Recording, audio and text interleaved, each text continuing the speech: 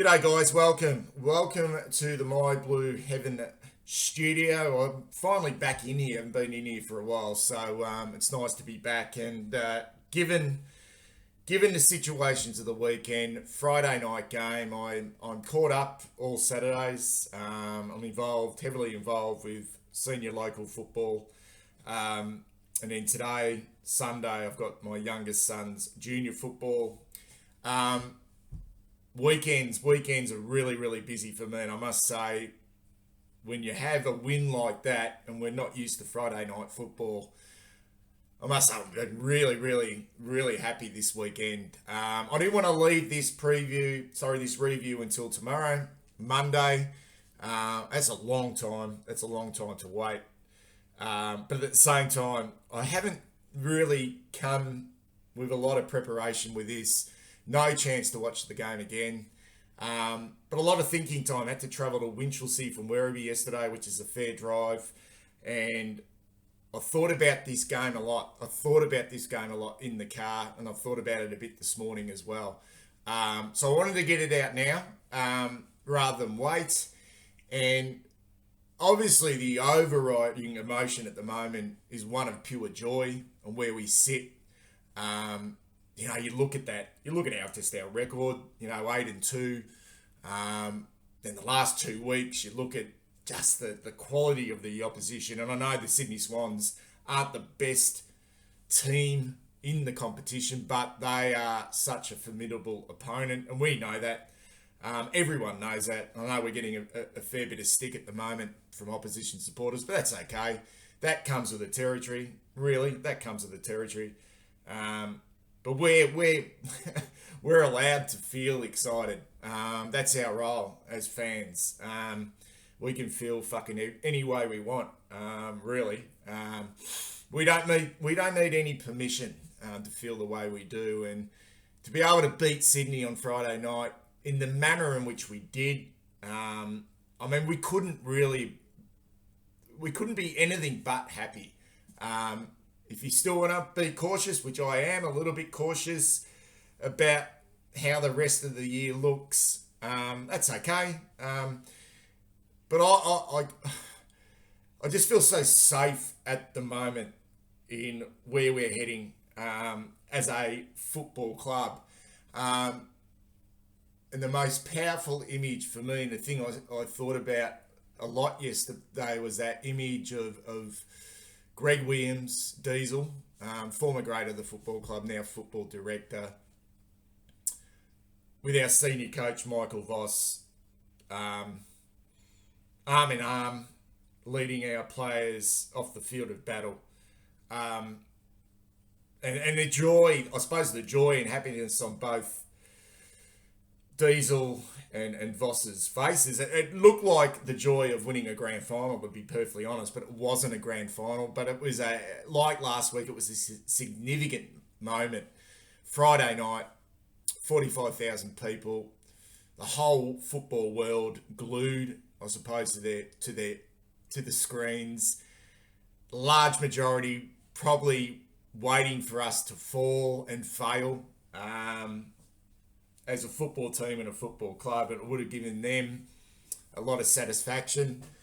But it's more than just that. It's the safe hands that we're in. And I think about the way, I've been slow. I know I've been slow. And it's all around belief in where we're heading. And I'm 110% on board now. And you look at the whole club perspective and what it means to be a really strong football club. And we're not there yet. Because strong football clubs at the end of the day are successful. The ultimate is winning premierships. And they're not guaranteed until we win a premiership. But we know we are on the right track. So you think about that whole club perspective. You think about Luke Sage. You think about Brian Cook. You think about the football department led by Voss, Ash Hansen, Tim Clark, Aaron Hamill. I'm probably forgetting a few there. Dan O'Keefe, he's coaching the VFL. and the work they're doing. Andrew Russell, getting Charlie back, seeing Charlie just having a wonderful season. His body looks as good as it was before he had those horrific knee injuries. Hearing a lot about our club psychologist. I think it's Tara that we keep hearing about. Everyone involved at that level. We're in safe hands. We really are. And the incredible work that's been done, and the big shift in care, in culture, accountability. It's working. This isn't a sort of a fluke. It's not a fluke. It's not luck. This is on the back of hard work. But there's a but here. The 22 players who prepare, they have to prepare. They're guided through that wonderful leadership I spoke about.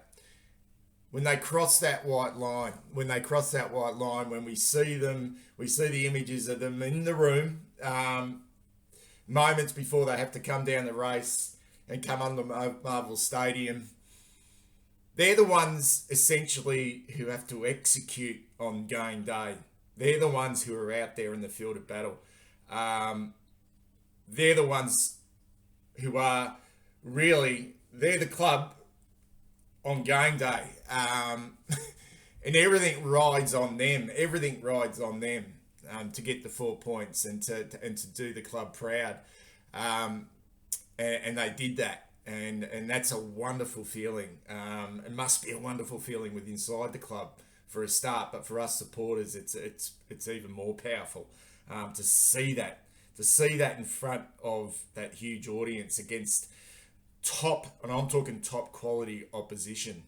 A hardened football club, the Sydney Swans, who've been there for a long period of time, who are extremely well coached and who are extremely well led, who we knew were always going to come at us, and they did. In fact, I'm glad they did come at us. I really did. And to be able to hold in the way we did,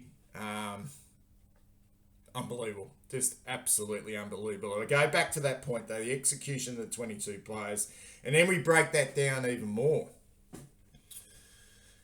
And I'm a big believer in football teams. And we spoke about the line coaches, Hamill with the defence, Hansen with the midfield.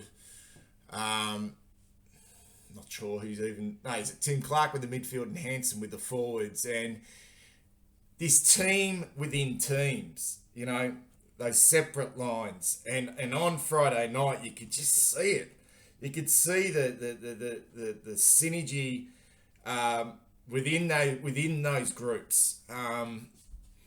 I'll start with the forwards because in that second quarter, that is as good as football as you'd see from any football team. We're seeing Melbourne blow teams out of the park in a short period of time. Just a short period of time. We saw it in the grand final against the Western Bulldogs. They blew them away in a short period of time in that third quarter.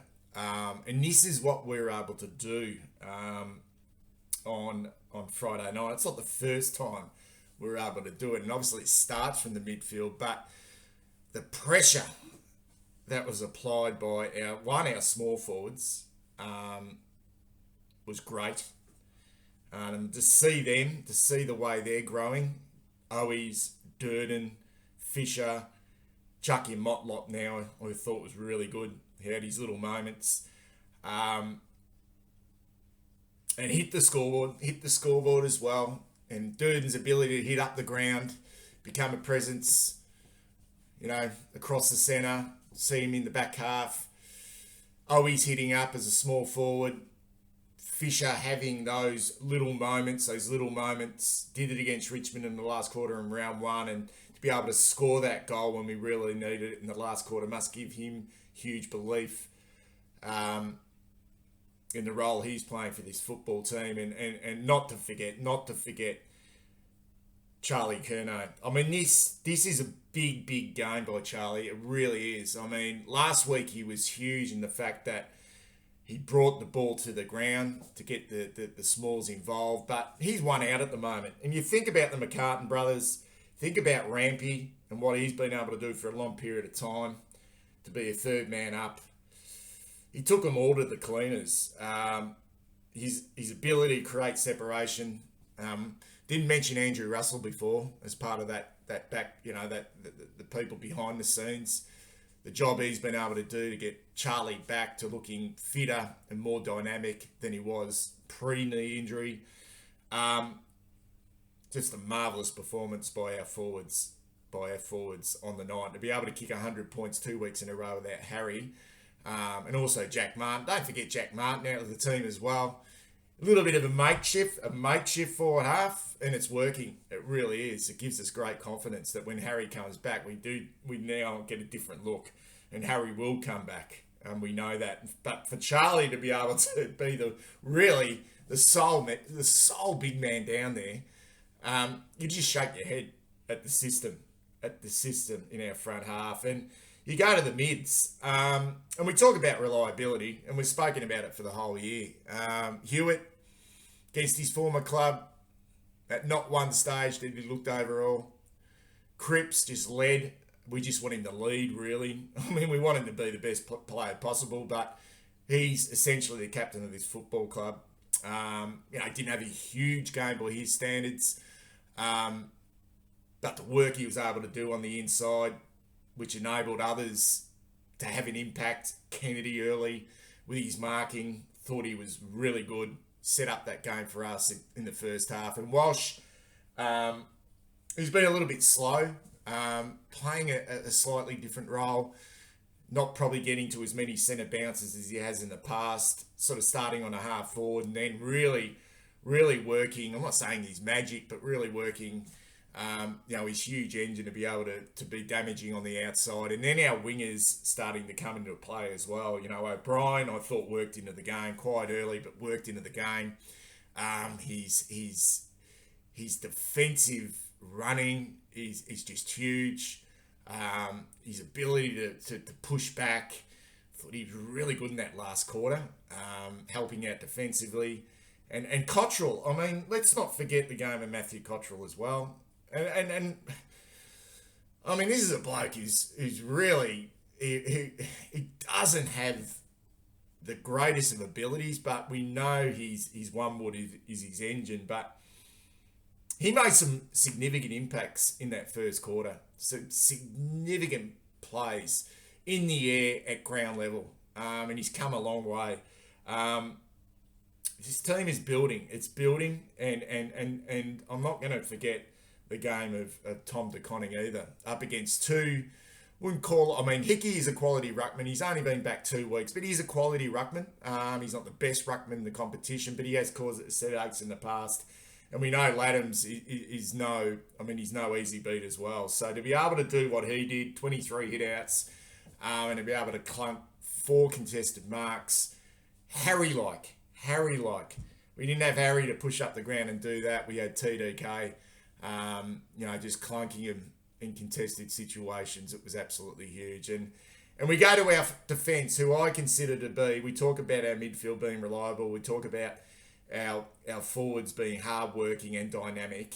But our defence, I think, with Aaron Hamill, there was question marks when Aaron Hamill came.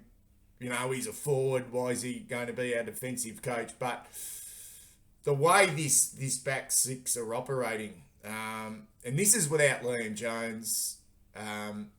This is without, I suppose, having another really big lockdown defensive key position player to be able to, I suppose, let Weeders be that intercept player.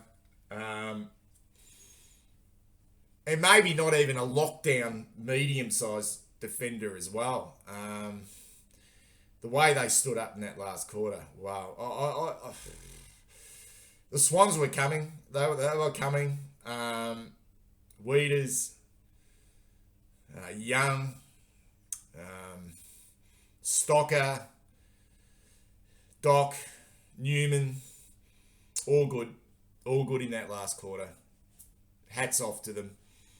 Wiedering huge. He's grown physically. Physically, he's grown. And Plowman, I mean, where the fuck was Isaac Heaney? We knew Packley would probably have his moments, which he did, but where was the bloke that really could have taken that game away from us in that last quarter? And that was either Buddy or Isaac Heaney, and really Buddy was never allowed to get off the chain, never. And Isaac Heaney, I thought, was really disappointing. But I'd rather credit us for making him disappointed, because in the past he's destroyed us and he's destroyed teams. And it was a big opportunity for him to do that in the last quarter against us on Friday night. So I'm one happy supporter at the moment. I really am. Mainly around the whole club. Not just the players who have to execute on game day, but everyone involved. And we'll keep going back to that image of Diesel and Voss and the happiness on their faces, because that's the pure joy of football, when you know all the hard work in a short period of time is coming to fruition. It really is. But I take it to another level now. This is for me sustainable moving forward. Look forward to doing a preview of a big clash, a really big clash, and will be a danger game against the Collingwood Football Club next weekend. Catch you soon.